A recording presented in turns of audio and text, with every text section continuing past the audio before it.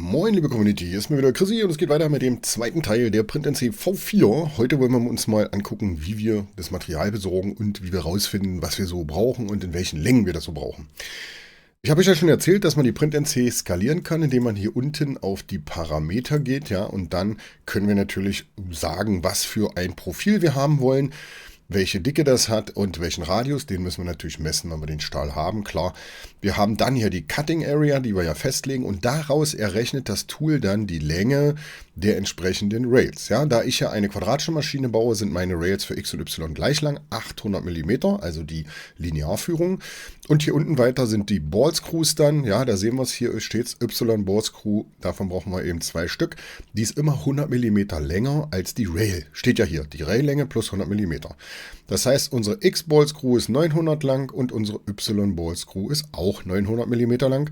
Unsere Z-Ball Screw ist 300 mm lang. Ja. Hier bitte auch nochmal aufpassen, wenn ihr die doppelt anklickt, seht ihr unten rechts neben dem Chrissy, hier ganz unten, das könnt ihr ja selber angucken, wenn ihr hier Autodesk Fusion 360 runtergeladen habt und die Datei aus dem Discord runtergeladen habt, könnt ihr da ja selber reingucken. Hier unten steht 1610er. Ja, die großen Spindeln sind alle 1610er, 16 mm Durchmesser, 10er Steigung. Und die Z-Spindel ist eine 1204. Ja, da müssen wir nachgucken, das müssen wir organisieren. Und da kann ich euch nur den Tipp geben, guckt tatsächlich mal beim Chinesen. Das ist nicht unbedingt so beliebt, aber die haben das eigentlich da. Ja, und da gucken wir mal, da gibt es auch einen Shop, der heißt HLTNC Official. Ja, das ist der Store eurer Wahl, wenn ihr sagt, es geht um CNC-Sachen. Die sind wirklich gut, die Sachen sind qualitativ hochwertig. In Anführungszeichen, ne, ihr wisst natürlich, das wird in China produziert, aber auch die fetten, teuren Sachen, die ihr in den deutschen Shops kaufen könnt, die werden auch nicht immer in Deutschland produziert. Ja? Also verlasst euch da nicht drauf, dass das der geilste Scheiß ist, nur weil er in Deutschland gefertigt wurde oder verkauft wird. Das kommt zum Teil tatsächlich auch aus China. Dieser HLT-CNC-Shop, da haben viele aus der Community schon bestellt. Das heißt, dementsprechend kann man da auch mal reingucken. Die sind auch seit 2011 da. Ja, also die wären nicht so lange bei Ali, wenn die irgendeinen Mist bauen würden. Ja. Ich persönlich habe da schon bestellt, habe auch Fotos bekommen von den Bauteilen, habe Fotos vom Paket gekriegt, habe die Tracking-Nummer gekriegt, die hat auch gestimmt und es kam auch alles an. Also von daher könnt ihr da auf jeden Fall auch bestellen. Bei dem Shop hier ist der Vorteil, dass ihr dann hier über Produkte eben im Prinzip das suchen könnt, was ihr braucht. Ja. In dem Fall können wir ja mal gucken, was brauchen wir denn überhaupt. Dazu gucken wir uns mal hier in unserer PrintNC 3D-Zeichnung an, was wir brauchen. Wir wissen ja schon, dass unsere Rails auf Y, ja, das sind die beiden Y-Rails, und auf X, die sind gleich lang. Das heißt, wir können da die gleichen Linearführungen kaufen. Die Spindeln sind auch gleich lang, 1, 2, 3 Spindeln. Das heißt, die können wir zum Beispiel auch alle in der gleichen Länge kaufen. Super cool. Haben auch den gleichen Durchmesser. Und was man jetzt machen kann, ist, man kann bei HLTNC, da kann man einfach mal eine Nachricht hinschreiben, ja, und kann sagen, pass mal auf, ich möchte gerne das und das und das und das von euch haben, macht mir mal einen guten Gesamtpreis. Und dann bekommt ihr den auch. Jeder, der das gemacht hat, hat von diesen Leuten in China einen besseren Preis bekommen, als würde er es alles einzeln kaufen. Also bitte darauf achten, macht euch einen Warenkorb, schickt den Leuten die Links, die Produkte, die ihr haben wollt, benennt die so gut wie möglich, ja, also jetzt bei den Rails zum Beispiel, und dann machen die euch einen geilen Paketpreis und schicken das auch alles mit einem Paket ab. Also ich mache keine Werbung für die Firma hier, weil ich kriege von denen kein Geld oder irgendwas. Ich will euch nur sagen, was die anderen schon alles erlebt haben. Also ist das auf jeden Fall ein Deal, ja, mit denen da zu sagen, macht mir mal einen Paketpreis. Was brauchen wir? Ist natürlich klar, wir brauchen Rails. Und da haben wir ja schon, wenn wir doppelklicken, haben wir unten rechts schon gesehen, das sind HGR20 Rails. Wir wissen aber noch nicht, wie lang die sind. Das stimmt aber auch nicht, denn das haben wir ja auch schon gesehen. Die Rails sind 800 lang. Ja, also wissen wir, was wir brauchen. Wir brauchen eine Rail, HGR20, steht unten rechts, in 800 mm Länge. Also, was machen wir? Wir tippen es einfach hier oben ein. HGR 20, 800 Millimeter. So, und dann kommen wir schon auf die entsprechenden Seiten hier von HLTNC. Ja, ist hier der Official Store und wir sehen hier 800 mm und in dem Fall sind jetzt hier drauf HGH 20CA und wir brauchen aber HGW 20CC. Ja, das sind jetzt in dem Fall, da muss man ein bisschen aufpassen, Die gibt es auch günstiger, auch von Official Store selbst. Ja, also 100 Euro für ein so ein Set ist schon viel Geld. Die gibt es auch für weitaus weniger. Ja, müsst ihr ein bisschen gucken. Das sind dann HGW 20cc. Das sind auch die Wagen, die wir brauchen. Wenn ihr so einen Wagen hier unten mal doppelklickt, ja, ja, das war der falsche, das ist er. Und dann steht ja auch HGW 20cc. Das sind auch die Wagen, die wir brauchen. Die haben so eine kleinen Flügel an der Seite. Ja, diese kleinen Flügelchen, das stimmt also. Und wir haben hier eine HGR 20 Schiene. Wie gesagt, die gibt es auch länger. Ja, aber ich glaube, wir brauchen, nee, die Spindel ist länger. 800 mm brauchen wir. Ja, kann man sich aber auch einfach hier einen Händler raussuchen. Die Highwind sind natürlich auch gut, aber auch teuer. Ja, da kann man dann eben mal gucken. Vielleicht nimmt man halt ein paar günstigere. Aber ihr dürft nicht vergessen, das ist das, wo eure Maschine drauf läuft. Und ob das dann alles so gut ist, wenn man da das Billigste vom Billigsten kauft, das sei jetzt mal dahingestellt. Ja, also das würde ich auf jeden Fall nicht machen. Man kann natürlich bei diesen Händlern dann auch zum Beispiel sagen, wir nehmen jetzt eine auf der Z-Achse, ja, da haben wir ja dann jetzt, also wir brauchen das Set dann zweimal, ja, wir brauchen also 4 Schienen, 1, 2, 3, 4 und die 8 Wagen insgesamt, 2 hier, 2 da und 2 da, ja. Und auf Z habe ich jetzt mich entschieden, es gibt jetzt hier die HGR 15 Schiene, also eine 15er Schiene mit den HGH 15CA Wagen. Man kann das aber auch ausblenden und kann sich das Ganze auch hier mit den normalen, ja, mit den großen 20er Schienen machen, ja, wenn man das eben so will, dann hat man halt in Anführungszeichen nur 2 Wagen. Ich möchte gerne 4 Wagen haben, deswegen habe ich mich dafür entschieden, ja. Deswegen sind das bei mir jetzt hier nochmal 2 HGR 15er Linearschienen plus die 4 Wagen dann jeweils. Ja, die kann man dann genauso suchen, wie wir das gerade gemacht haben. So, okay, wir wissen ja anhand der Parameter, dass unsere Spindeln 100 mm länger sind, also 900 müssen die sein. Und das ist auch genau das Gleiche. Wir klicken die doppelt an, gucken unten rechts, was da steht. Da steht X1610. Okay, also ganz einfach SFU. Ja, das ist die Spindel. 1610, 900 mm. Danach suchen wir. Das ist das, was wir suchen. Und wir müssen ein Set kaufen, wo die Wagen mit dabei sind. Ja, BK und BF, das sind die Befestigungsblöcke. Wenn ihr hier sowas kauft, da kriegt ihr nur die Spindel. Bitte darauf achten. Ja, aber hier gucken wir HLTNC. Gucken wir mal hier rein. Und das ist eine 1610er, genau, die brauchen wir. Und wir brauchen 900 mm, haben sie. Und ja, dann können wir die für 70 Euro kaufen. Aber hier seht ihr auch schon maximal ein Stück pro Kunde. Das ist dumm, ja, da müssen wir uns also dann einen anderen Hersteller suchen, beziehungsweise es gibt auch einen anderen HLTNC-Shop, der heißt HLTNC Tools zum Beispiel und da könnt ihr die dann auch in der Anzahl kaufen, wie ihr sie braucht. Ja, die ist dann in unserem Fall, sind das 3 Stück, die wir brauchen, weil Maschine ist quadratisch, also brauchen wir 3 Spindeln. Für Z genau das gleiche, das ist eine Z, also eine 1204er, auch da wieder ganz einfach, ja. Wir machen dann hier zum Beispiel, machen wir 1204 und wir wissen, die ist 300 mm lang, ja. Und da finden wir jetzt auch eine Spindel, die ist jetzt 300 mm lang. Es ist eine 1204er, ja, das ist eine 1210, ihr müsst aufpassen hier unten, ne? Das ist eine mit Block und allem Pipapo. Die hat auch schon den Viereckchen-Block, der ist wichtig, den brauchen wir auch. Wir brauchen nicht diesen Halbrunden, sondern diesen Viereckchen-Block. Da seht ihr schon 3739, ja, und kommt jetzt hier von einem anderen Hersteller. Muss man halt ausprobieren. Ja, also muss man halt mal gucken, was die hier so lesen. Produkt und Kommunikation war sehr gut. Schuld des Verkäufers, Versand hat sich verzögert, Lieferung hat sehr lange gedauert, Warenwert über 100 Euro liegt, wir haben Verlust wirklich lalala. Kann man sich halt mal durchlesen. Ja, also es ist kein Problem, muss man sich halt mal, das ist wie bei Amazon oder so, liest man sich halt Bewertungen durch. Ja. Ob die jetzt echt sind, sei jetzt mal dahingestellt, das will ich schon gar nicht bewerten. Ja. So, dann haben wir die. So, soweit erstmal schicki. Die Motoren, da nutze ich Closed-Loop-Motoren, da gibt es ja auch so ein, ja, wie soll man sagen, so ein Wissenskreis auf YouTube, ja, die sich darüber immer unterhalten. Ich kann nicht sagen, ich habe mit so einem System beruflich zu tun. Das heißt, ich weiß, was es bedeutet, wenn ein Antrieb ein Messsystem hat. Und der Tenor ist ja immer noch, Closed-Loop-Motoren bringen gar nichts, weil, was ist Closed-Loop? Closed-Loop heißt, oder wir müssen anders anfangen. Der normale Stepper, der hat halt seine Windungen und die Steuerung sagt, mach jetzt einen Schritt. Das ist ein Schrittmotor, ne? Stepper, Schrittmotor. Dann macht der Schrittmotor einen Schritt. So, und wenn die Steuerung sagt, mach mal 200 Schritte, dann macht er 200 Schritte. So.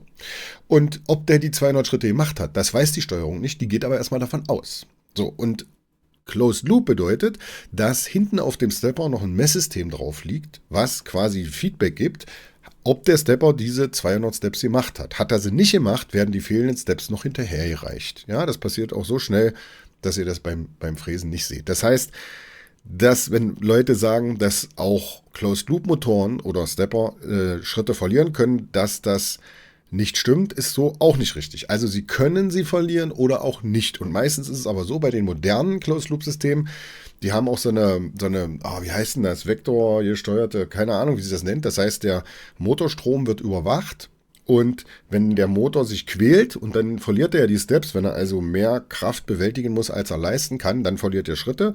Wenn die Steuerung das merkt, dann gibt die ein bisschen mehr Saft drauf auf den Motor, dass der den Step noch schafft. Und sollte er ihn doch verlieren, wird der noch nachgereicht. Das heißt, der Motor wird nochmal angesteuert und macht noch einen Schritt. Ja?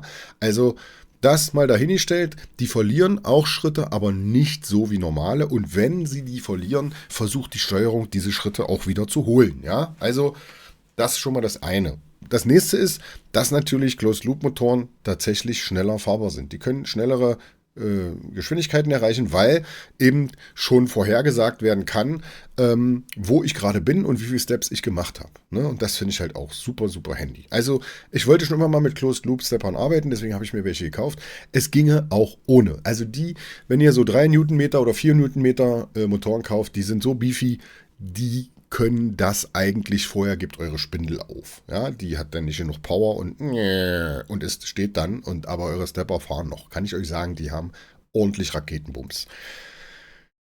Man sagt, zwischen 2,5 und 3 Newtonmeter soll man haben. Es gibt auch Leute, die 4 Newtonmeter Motoren haben. Kann man auch kaufen, wird halt nur teurer. Ja, klar. So, und ich nutze halt die mit Stepper und speziellen Kabeln dann.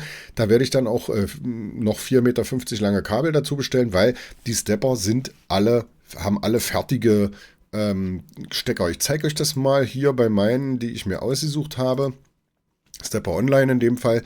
Und da seht ihr, das sind 3 Newtonmeter Motoren und ihr seht diese Kabel hier unten, die sind nicht lang genug. Ja? Das bedeutet, wenn ihr die bis zur Steuerung, die sind 1,70 Meter, das reicht niemals. Ja? Wir müssen ja durch den Schlepp und lalala und möglicherweise noch einen Meter weiter und so weiter. Also es gibt aber bei Stepper Online natürlich auch Verlängerungskabel, ja, die dann schon fertig gekrümmt sind, die kann man dann einfach anschließen an seine Motoren und kann das dann an seine Steuerung anschließen. Das geht schon alles. Ja. Also das sind diese Motoren hinten mit Messsystem drauf, mit entsprechenden Treiber dazu. Und ja, die kostet einer natürlich 60 Euro, aber in China, ja, wenn du in Deutschland guckst, dann kosten die halt 75 Euro, klar, weil da ist ja Zoll und alles mit drin. Aber die kriegt man eigentlich ganz gut, sage ich mal. Ja. Das Schöne ist, es gibt hier auch noch Informationen darüber, dass wir eine neue Version haben und hier steht auch kostenloses Debugging-Kabel und so weiter. Da kann man dann die Parameter noch schön verstellen, wenn man das will. Also alles in allem ein cooler Stepper, wie ich finde. Den werden wir auf jeden Fall verwenden. Wir brauchen natürlich 4 Stück. Ja? 1, 2, 3, 4. Also hier oben Z. Ihr müsst nicht unbedingt Closed Loop nehmen, es geht auch mit normalen Steppern. So, damit haben wir das auch klar. So, jetzt ist die Frage nach dem Stahl. Wie kriegen wir raus, wie lang unser Stahl ist? Naja, zum einen finden wir das hier in den Parametern. Ja, da könnt ihr, wenn ihr ein bisschen weiter runter scrollt, steht hier irgendwo, hier steht es zum Beispiel, ne? Das ist die X-Frame-Länge und die Y-Frame-Länge und hast du nicht gesehen? Und dann muss man halt gucken, was man hier so eben hat und wie, in welchem Maß die sein müssen und welche Stange wie lang ist. Man kann sie natürlich auch messen, ja, das geht auch. Man nimmt also einfach das Maßtool oder das Messtool. Wenn wir jetzt diese Stange hier messen wollten, gehen wir hier oben auf Prüfen und dann klicken wir hier die erste Kante an und klicken hier die zweite Kante an und da bitte aufpassen, dass er auch die Kante vom Metall trifft. 950 mm. Ja? Also wir sehen, die Längen können wir hier auch messen, das ist überhaupt kein Problem. Die hier sind zum Beispiel, glaube ich, 150 lang, wenn ich mich nicht irre. Können wir ja mal messen. Wir drücken I. I ist hier für dieses Messtool. Da, wie gesagt, aufpassen, dass ihr die richtige Kante nehmt, ne? Und jetzt können wir hier nochmal messen und die sind 150 mm lang, genau. Also das ist dann auch bestellbar aus der 3D-Zeichnung heraus. Natürlich würde ich das Ganze mit einer BOM machen. Dazu müsst ihr in den Discord gehen. Da gibt es dann entsprechende Skripte und die könnt ihr auch integrieren in Fusion. Geht da hier unter Dienstprogramme, Zusatzmodule, Skripte und Zusatzmodule. Und da habe ich jetzt 2 Skripte, Export BOM. Das ist die Bill of Material, zeige ich euch gleich. Und es gibt Export Printer, da werden dann, nachdem ihr alles vernünftig skaliert habt, auch die Radien vom Stahl eingetragen habt und so weiter und so fort, dann werden die 3D-Druckteile alle mit einmal exportiert. Dann braucht ihr die ja nicht raussuchen. Ja, alles, was hier rot ist, sind ja 3D-Druckteile. Ja, also ihr erstellt einfach ein Skript, sagt, das ist Python, sagt erstellen und hier unten ist der Link, das kopiert ihr euch raus und in diesem Ordner, ja, findet ihr dann eine Datei. In dem Fall könnt ihr auch hier rechts draufklicken und sagen Dateispeicherort öffnen, ja. Und in diesem Ordner findet ihr dann diese PY-Datei, die macht ihr auf mit dem Editor, Notepad++ oder so, löscht alles, was da drin ist und kopiert das Skript aus dem Discord da rein. Export BOM und Export Printer. Ich kann euch gar nicht sagen, wo die auf dem Discord sind, weil muss jedes Mal fragen, wo die, dann geben sie mir einen Link, dann klicke ich die an. Ja, also das ist anstrengend zu finden, aber man findet das, wenn man ein bisschen auf dem Discord rumklickt. Oder man fragt einfach. So, und dann kann man halt mit Export BOM die BOM exportieren und die sieht dann erstmal so aus. Das ist eine Standard-BOM, wo wir erstmal sehen, welche Schraubenlängen brauchen wir, in welcher Anzahl. Wir brauchen hier Muttern, wir brauchen hier Threaded Rod ist eine Gewindestange, ne, da brauchen wir also hier 18 x 185 mm. 54 M5 Muttern brauchen wir und dann steht hier schon, was wir brauchen. 3x X-Frame Tubing. X-Frame Tubing sind die, wartet, ich mach's mal. X-Frame Tubing sind die 3 hier unten, ja. Dann haben wir das Y-Frame Tubing, das sind die 2 links und rechts, ja, also quasi diese hier und dieses Stahlkastenprofil. Ja, und dann haben wir natürlich noch die Roller, da müsst ihr ein bisschen aufpassen. Es gibt einmal Y-Roller-Tubing und einmal X-Roller-Tubing, die haben bei mir das gleiche Maß, ja, das sind die Roller, das sind dann quasi die hier, das ist einmal dieses Bauteil, dann ist es einmal dieses Bauteil und dann ist einmal dieses Bauteil. Die haben bei mir alle das gleiche Maß, weil ich ja überall 2 Schuhe habe, ja, so. Dann haben wir noch 2 Winkel, die stehen ja auch mit drin, ja. Die 2 Winkel hier in diesem Fall, 80 x 50 x 75, das sind dann diese beiden Winkel, die bitte auch nicht weglassen, die sind sehr wichtig, die haben sehr viel mit der Stabilität der X-Achse zu tun. Das ist nicht der einzige Punkt, wo das angeschraubt wird. Wenn wir hier mal draufklicken und V drücken, sehen wir, ne, für Visibility, dann wird das ausgeblendet, dann seht ihr hier sind auch noch Schrauben. Ja, also das ist dann rigid hier verbunden und dann sollte das eigentlich auch halten und das machen, was ihr wollt. Dann haben wir noch einen dritten Winkel, das ist der 150 x 100 x 50, der ist auch sehr wichtig, das ist der Winkel, der hier unten drunter sitzt, der hält auch die Z-Achse dann in dem Fall fest und mit dem stellen wir dann nachher auch alles ein. Hier ist nur eins zu sagen, passt bitte auf, dass hier diese Wurzel von diesem Winkel nicht zu breit, es gibt ja welche, die gehen dann hier so schön lang, ihr seht, wenn die zu breit ist, die Wurzel, dann passt euer Wagen dann nicht mehr zwischen. Ja, also da müsst ihr auf jeden Fall aufpassen, dass er das Ganze so auswählt, dass es dann passt. Ja, kann man ja mal anlegen und gucken, wenn nicht, muss man sich halt einen anderen Winkel kaufen. Das geht nun mal leider nicht anders. Stahl würde ich da nicht nehmen. Logan hat gesagt, Stahl wäre doof, weil Stahl ist möglicherweise nicht so schön rechtwinklig wie das Alu und dementsprechend soll man dann da Alu nehmen und nicht Stahl. Weil die Leute nehmen dann Stahl, weil sie denken, das geiler ist und härter und mehr aushält. Alu ist vollkommen ausreichend und ja, meistens rechtwinkliger als der Stahl. So, das haben wir auch soweit. Dann haben wir hier natürlich die Rail-Längen, die wissen wir ja schon. Und die Ball-Screw-Längen wissen wir auch schon. Und Z ist natürlich 300, klar, das ist eine feste Länge. Und da bitte aufpassen, die Z-Rail ist genauso lang wie die Z-Ball-Screw. Bei den Achsen ist das nicht so. Da ist die Rail immer 800 in meinem Fall und dann immer plus 100 mm ist dann die Ball-Screw, also der Kugelgewindetrieb, ja. Und den kann man genauso im Shop kaufen, ja. Man geht einfach auf die Seite von dem Shop, ja. Wir gehen nochmal zurück hier auf die Seite. Ja, müssen wir nochmal zurückgehen, glaube ich. Oder nochmal. Achso, ich habe ja noch da gar nicht geguckt. Doch, hier ist er. Und dann gehen wir hier in den Shop und jetzt können wir mal gucken nach Ball-Screw. Wir wollen 16 mm haben. Wir suchen uns eine Ball-Screw mit kompletten Set, ja. Also wir wollen ja eine komplette haben mit allem Pipapo, also mit Böcken und allen Schnatter. Klicken wir hier drauf. Und hier steht auch wieder maximal einer pro Kunde. Das heißt, dieses Angebot können wir nicht wahrnehmen. Dann gucken wir mal das nächste an. Auch wieder nur eine pro Kunde. Das ist auch nicht schön. Da müssen wir uns halt bei einem anderen Hersteller umgucken, wo wir 3 bestellen können. Oder wir fragen einfach, wie gesagt, nach im Shop hier und machen Kontakt und sagen, pass auf, ich möchte 3 von diesen 16 Zehnern haben. Ja, mit Bock, mit allem Pipapo in Länge XY und dann kriegt man auch das Angebot und dann klickt man es einfach an und bestellt es einfach. Ja, also das machen die schon extra so, damit man die anschreibt, sage ich mal. Ne? So, und die haben vielleicht auch nicht immer alles auf Lager, deswegen begrenzen sie das pro Kunde. So, dann haben wir das auch für die Bolzcrew und so. Und naja, hier die Winkel und so, das kauft man sich im Baumarkt. Da muss man jetzt nicht irgendwie einen Online-Shop bemühen, ja. Aber den Stahl kauft man halt im Laden. Ich habe jetzt bei der Firma Feld bestellt. Nicht, dass ich mit denen ein Joint Venture hätte. Ich kenne die Firma nicht. Ich habe auch keinerlei Verbindlichkeiten mit denen. Ich kriege auch kein Geld oder irgendwas umsonst. Ich habe nach einem Stahlprofillieferanten gesucht und habe diese Seite gefunden und habe mir die Seite ein bisschen angeguckt. Was ist das für eine Firma? Familienbetrieb, ganz viele Bilder, auch von der Firma, sieht alles wirklich schön aus. Deswegen habe ich gedacht, okay, nehme ich mal. Und da stand auch noch drin, die werden professionell mit professionellen Maschinen entgratet, die Dings. Das ist schon mal schön. Und in der Hoffnung, dass dann auch hier dieser rechte Winkel schön ein rechter Winkel ist, ja, weil das ist nämlich super wichtig und diese Kanten hier vorne müssen super sauber sein, ja, damit das Ding hier richtig schön drauf sitzt. Jede kleine Verunreinigung oder ja, Schiefheit, sage ich mal, sorgt dafür, dass eure Spindelmutter auf der Welle klemmt. Ja, also da müsst ihr wirklich aufpassen, das muss ja wirklich super sauber sein. Wenn nicht, das Ganze nochmal über einen Schleifbock ziehen, also quasi über einen richtigen Winkelschleifer, also nicht hier eine Flex, sondern wo man das Teil auch wirklich schön rechtwinklig auflegen kann und dann einmal vorne schön gerade schleifen. Ja, wie gesagt, da aufpassen, nicht zu kurz machen. Wir brauchen ja noch ein bisschen Futter für den ganzen Schnatter hier, ne? Sonst funktioniert das alles nicht. Und wenn, dann müsst ihr auch beide machen. Ja? Die andere Seite muss ja genauso gut aussehen. Da müssen die auch beide haargenau gleich lang sein. Also es wäre zumindest gut, wenn das so wäre. Da kommt es nicht auf ein Tausendstel an, aber die sollten schon ungefähr gleich sein. So, dann wissen wir also laut dieser Bombe schon mal, was wir alles bestellen müssen. Es gibt noch eine andere Bombe. Es hat auch ein, wie soll man sagen, ein Benutzer, der eine Print-NC baut, hat hier mal so eine Bombe gemacht für UK. Die kann man natürlich dann auch auf Euro umrechnen, umbauen, was auch immer.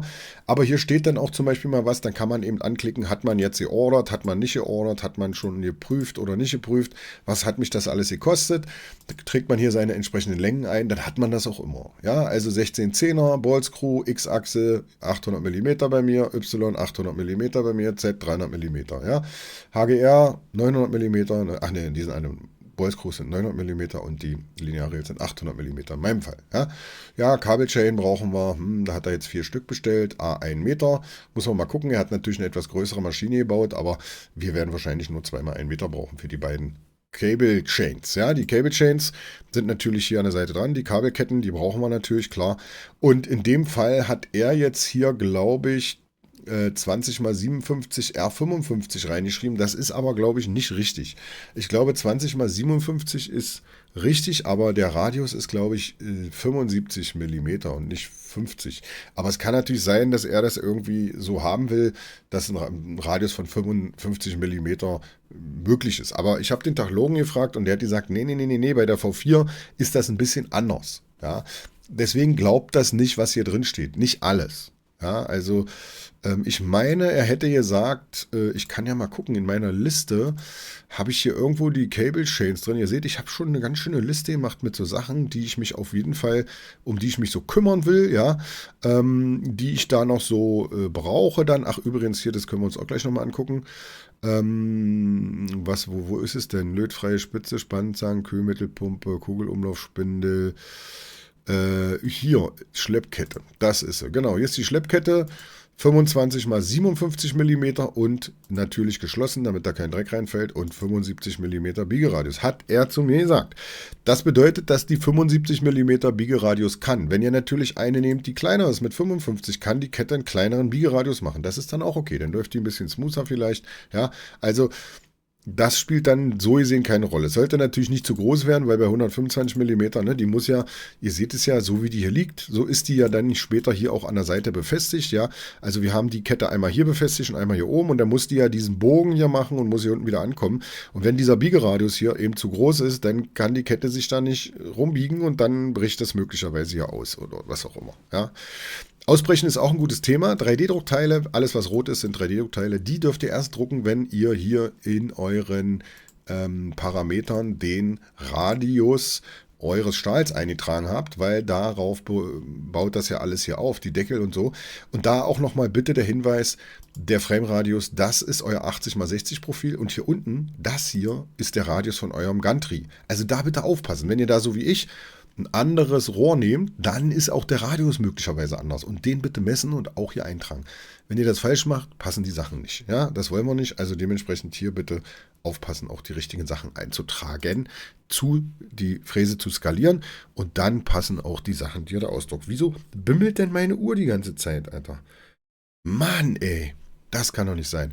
So, also, ne, haben wir also die Bomben. Man kann auch die Bomben, wie gesagt, hier von dem Kollegen verwenden, weil ja auch schon viele Sachen drinstehen. Hier sind auch wieder ein paar Sachen drin, die nicht ganz stimmen. Da müsst ihr aufpassen, das dürft ihr nicht sofort bestellen.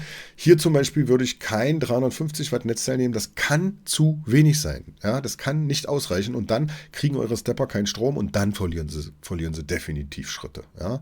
Aber so grob kann man das schon verwenden. Man kann es ja verwenden, um seine eigenen Sachen hier einzutragen, die eigenen Preise einzutragen. Dann rechnet das Tool das auch alles aus. Und ihr seht das auch hier, Custom Code vom HLTNC, cheaper than trying to find individual parts. Das heißt, er hat 285 Euro für den ganzen Scheiß hier bezahlt. Und das ist ein richtig guter Preis. Pfund, nicht Euro. Pfund. Und dann haben wir natürlich Import. Ne? Wir müssen ja das nach Deutschland durch den Zoll zerren. Das wird uns auch nochmal ein bisschen Geld kosten. Ja, definitiv. Er hat hier auch eine Spindel verwendet. Er nimmt hier die G-Penny-Spindel. Die nutzen viele Leute, die sich eine günstige Print-NC bauen. Es gibt natürlich auch noch Spindeln von anderen Herstellern, die ein bisschen was können. Hier ist nur wichtig, ihr müsst aufpassen, welchen Umrichter ihr nehmt. Nehmt bitte den Huanghang Umrichter, Huanihang oder wie der heißt. Bitte den nehmen. Es gibt einen noch mit YL oder so heißt der. Den wollen wir nicht. Der ist kacke. Der geht kaputt, der ist doof. Ja, also bitte aufpassen, dass ihr den Huangyang-Umrichter nehmt und hier ihr braucht diese Clamp hier. Ne? Also ich habe so ein komisches Geräusch gemacht, weil ich Clamp sagen wollte, aber dann habe ich überlegt, ich übersetze das gleich. Aber diese Klemme, diese Halterung hier, wir brauchen diese 3 Löcher. Das sehen wir hier auch in der Zeichnung. Wir brauchen die mit diesen 3 Löchern hier. Ja? Das ist die Spindelhalterung, die wir brauchen, weil dann passen die Löcher hier auch. Ja? So, und es gibt natürlich die Spindel auch mit anderen Halterungen. Ja? Wenn ich hier drauf gucke, ihr seht, da haben wir zum Beispiel auch eine 2,2 kW Spindel. Ja, HYL können wir uns auswählen. Ja, jetzt haben wir Huang-Ding-Inverter, den wir haben wollen, aber das ist die falsche Halterung. Ja, da müssen wir dann wahrscheinlich die hier nehmen. Ja, das ist auch die falsche Halterung. Hier ist die richtige Halterung. Hier ist auch der HY-VFD. Da seht ihr, das ist jetzt eine Spindel nicht von G-Penny. Ja, und ihr seht, die wird bald 353 Euro kosten, weil es gibt dann Jubiläumsverkauf hier in China. Ne? Dann muss man mal zuschlagen. Ja, auf jeden Fall. Man kriegt hier auch noch Rabatt, meistens. Ja, also wenn ihr das dann in einem Warenkorb habt, dann werdet ihr sehen, meistens kriegt man hier noch Rabatt von den Chinesen. Ja, das ist interessant, dass da dann irgendwie 450 Euro stehen und dann, wenn man dann bezahlen will, steht da nur noch 250 Euro oder 350. Also es ist schon, man kriegt da schon auch Rabatt, automatisch. So, ja, also haben wir. Und diese Bombe kann man auf jeden Fall verwenden, um ein bisschen drüber zu gucken. Wie gesagt, hier ist nicht alles richtig, was man hier so sieht. Ja. Was wir natürlich auch haben, ist ein Electronic Enclosure in 3D. Das heißt, ihr könnt hier mit so einem 20er, 20x20, könnt ihr hier doppelklicken, steht hier 560 mm, hier steht lalala Millimeter und das haben sie halt so verbaut. Wir haben hier dann Schrauben drin, ja, also hier diese Pilzkopfschrauben sozusagen oder wie die heißen und da haben sie außen einfach ein Loch gebohrt, ja, ihr seht, peng peng. Und dann wird das zusammengeschraubt und dann habt ihr hier einen Rahmen und hier seht ihr auch, wie das ungefähr so aussehen kann. So ein Enclosure mit Lüftern brauchen wir auf jeden Fall. Es wird sehr warm hier drin, weil die Treiber natürlich ordentlich Wärme machen. Wir haben nur 3 Achsen, aber 4 Treiber. Klar, wir haben auch 4 Motoren. Z, X und die beiden Y-Motoren. Ja.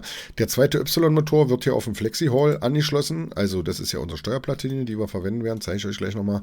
Und da schließen wir uns an die A-Achse an. Ja, die zweite Y-Achse kommt an die A-Achse und wird dann als zweite Y, als Gantry-Achse da verwendet. Ja, das zeige ich euch nochmal. Hier ist die Firma, ja, und Expatria, Canadian, owned and operated and Elbows up und so. Und dann gibt es natürlich Flexi Hall, klickst du drauf und das ist die Flexi Hall, die ich auch verwenden werde. Da gibt es dann auch noch schönes Zubehör. Ja, also hier zum Beispiel diese Konnektoren, dass man halt die am Gantry, also hier auf der Seite, zeige ich euch nochmal, hier auf der Seite vom Gantry, also hier kann man das Ding hinbauen, ja, dann kann das hier gleich in eine Schleppkette gehen. Und der Vorteil ist, dass alle Endstops und was man so hat, gehen dann per Netzwerkkabel von diesem Breakout-Board zur Steuerung. Das heißt, ihr habt weniger Kabel, die ihr verlegen müsst, ja, schließt hier alles an, eure Endstops und entsprechend werden dann hier die Sachen per Netzwerkkabel dann verbunden und hier ist eine gute Position, ja, wenn man das hier hinbaut. Es gibt noch andere Projekte von Logan, die habe ich glaube ich auch hier irgendwo, habe ich die hier, wo habe ich die denn gehabt? Ich glaube, die hatte ich hier irgendwo. Wir gucken mal.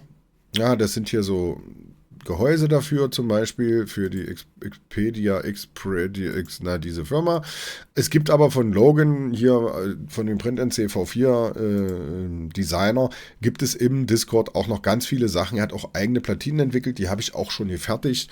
Die werden wir uns dann angucken, wenn die Elektronik da ist, um halt die ganzen Limit-Switches. Ja, wir haben ja hier induktive Näherungssensoren, die brauchen wir auch, um das Gantry nachher dann zum einen zu begrenzen, dass es da nicht hinten reinknallt. Wir können damit natürlich Home fahren und wir können damit auch das Gantry rechtwinklig stellen. Ja, was eben bei 2 Motoren geht, das können dann die ganzen Hochglanz-YouTube-Fräsen mit einem Antrieb nicht. Ja, und da muss man dann super genau arbeiten. Hier muss man gar nicht so genau arbeiten, denn die Motoren drehen das Gantry in 90 Grad Winkel. Und das kann man super genau messen. Da gibt es ein geiles Verfahren. Gucken wir uns an.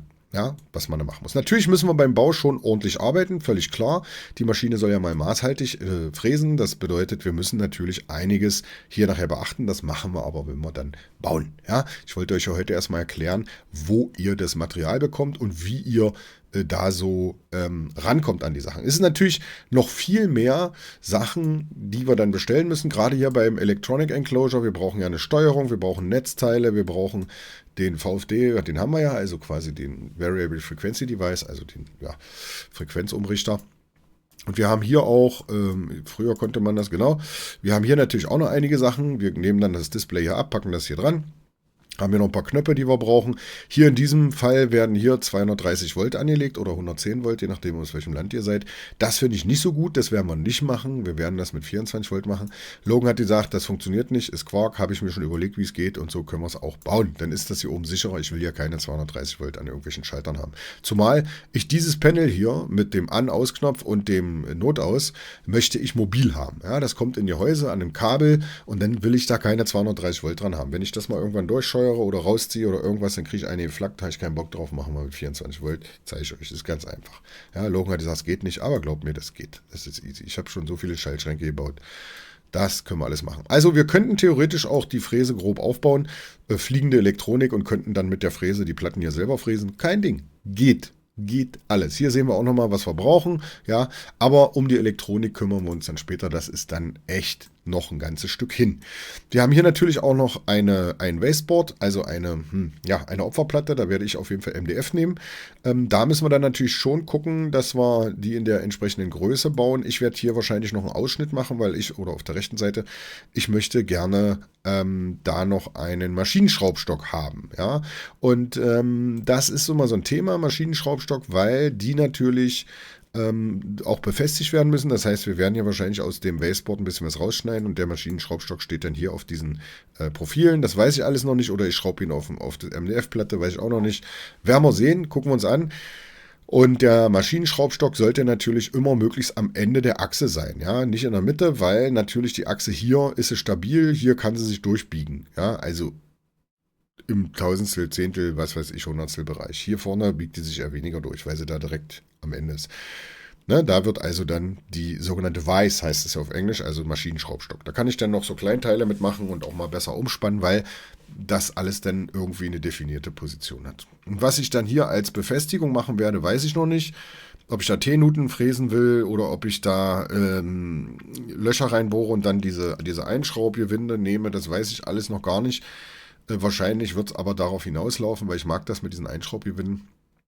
Und dann gucken wir mal. Wir werden sehen. Das sind dann alles Sachen, um die können wir uns später kümmern. Jetzt geht es ja erstmal um den grundlegenden Aufbau. Stahl haben wir gemacht, 3D-Druckteile habe ich gesagt, Rails, Linearführung und KGTs haben wir gesagt, Spindel haben wir was erzählt darüber.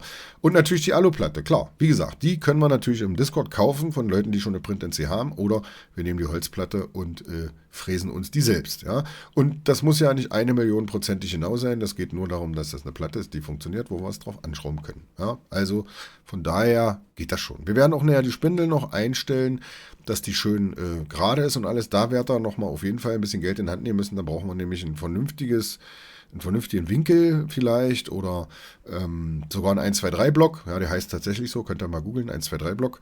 Und eine Messuhr, also Mikrometer-Messuhr auf jeden Fall. Und da bitte nicht das billigste kaufen, nicht für 10 Euro bei Amazon, die taugen nichts. Ja? Also so eine gute, brauchbare Hobby-Mikrometeruhr, die kann schon mal zwischen 50 und 100 Euro kosten. Aber das braucht man sowieso.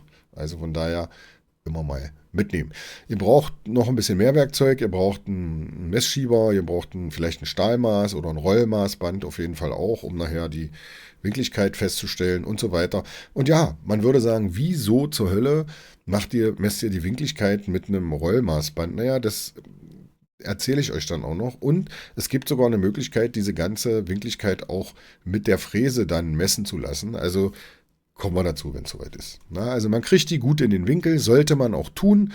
Auch die Abstände der beiden Rails sollten 0 sein. Also die sollten nicht irgendwie 3 Millimeter unterschiedlich sein zwischen, sagen wir mal, hier der Innenkante und hier der Innenkante. Ja, da sollten die das gleiche Maß haben wie hinten am Ende. Ja, und das kann man auch wirklich genau messen, das ist kein Problem. Zeige ich euch dann auch, wie das geht. Das machen wir nicht mit dem Rollmaßband, das machen wir anders. Ja, also, dann könnt ihr den Schnatter bestellen, was ihr so haben wollt. Und so mache ich das immer bei Ali. Ich suche mir dann da hier ein paar Sachen raus. Im Discord findet ihr ganz viele Sachen, also im Discord von der Print NC hier, ne? Einfach hier oben auf den Discord-Link klicken, da findet ihr ganz viele Sachen und könnt dann eigentlich schon mal loslegen. Ich finde das hier auch sehr schön mit so einer Aluplatte, aber so eine Aluplatte ist teuer. Ja. Und ich will ja ein Baseboard haben, also ein Holzbrett, wo ich auch mal durchfräsen kann. Also deswegen ist das dann eigentlich eher nicht so schön. Da müsste dann auch noch ein Baseboard drauf, aber dafür brauchen wir dann hier nicht so eine dicke Aluplatte. Ja, aber natürlich macht Sinn, eine dicke Aluplatte hier drunter zu bauen und dann erst die Opferplatte drauf zu machen, weil das bringt ja noch ein bisschen Stabilität rein. Aber dann verliert ihr auch wieder Z-Höhe. Ne? Ist ja klar, alles, was ihr jetzt aufbaut, verliert ihr an Z-Höhe, ja, was ihr dann fräsen könnt am Ende. Weil Begrenzung ist natürlich klar. Das hier ist im Prinzip eure Höhe, von dem Brett bis hier hoch, ja, also bis zu dieser Schraube. Das ist die maximale Höhe, die ihr haben dürft oder fräsen könnt. Und ja, wenn ihr hier halt 1000 Bretter drauf baut, dann wird das halt immer weniger. Ja, und ihr müsst ja bedenken, ihr habt ja dann auch noch ein Werkzeug hier drin und so. Klar, die Spindel kann natürlich schön hoch und runter fahren, ja, sieht man ja schön. Kann das ja hier schön hin und her fahren, ja, dann sieht man das ja auch. Dann gibt schöne äh, Möglichkeiten und wir sehen auch, dass die Spindel, wenn die ganz unten ist, dann fährt die schon ordentlich weit runter. Ja, also selbst wenn euer Baseboard jetzt nicht so hoch ist, könnt ihr hier immer noch fräsen. Ja, ja gut, das soll es gewesen sein für diesen Teil, Materialbeschaffung. Dann könnt ihr schon mal loslegen. Wie gesagt, ich würde mit dem Stahl anfangen. Wir werden die Maschine auch einmal komplett bauen. Dann werden wir sie ja, einmessen, also noch nicht so ganz hundertprozentig, sondern wir werden erstmal alle Löcher machen und dann gucken, ob alles zusammenpasst. Und wenn dann alles zusammenpasst, dann lackieren wir die, weil dann müssen wir sie nämlich nochmal auseinanderbauen. Ja, ist doof, aber müssen wir machen. Ja, ich will die Stahlsachen lackieren und vorher lackieren macht keinen Sinn, weil ihr müsst das so viel hin und her händeln und so viel Löcher bauen und alles, dann macht da nur die Farbe kaputt, ärgert euch hinterher. Also bauen wir sie erst zusammen. Vielleicht lasse ich meine ja auch pulvern. Ich habe da so meine Arme ausgestreckt. Vielleicht könnte ich die sogar pulvern lassen. Das wäre auch schön. Mal gucken. Ja, also, so viel dazu. Wir sehen uns im nächsten Video und dann fangen wir mit dem Stahlbau an. Ich hätte es gerne heute schon mit euch gemacht, Stahlbau gleich im Anschluss, aber leider hat der DRL-Mann dann ungefähr 3 Stopps bevor er bei mir war entschieden, dass es ihm heute nicht gut geht und dass er leider heute nicht kommen kann. Doofe Sache, er ist eigentlich sonst sehr zuverlässig, mein DRL-Mann, also kein Bash gegen DRL. Ich mag meinen Fahrer, wirklich ein cooler Typ, aber leider hat er heute keine Lust gehabt. Schade, schade, schade. Ich hätte die Stahl heute schon gerne gehabt, aber 3 Stopps bevor er bei mir war er auf einmal verschwunden. Nun ja. Gut. Wir werden natürlich auch über Werkzeugwechsel sprechen. Wir werden über Werkzeugwechsellängenmessung sprechen. Wir werden über 3D-Taster sprechen und so weiter und so fort. Seid gespannt. Das wird ein geiles Projekt und ich bin guter Dinge, dass das richtig gut wird. Also, wir sehen uns im nächsten Video. Ne? Macht es gut. Tschüssi, euer Chrissy.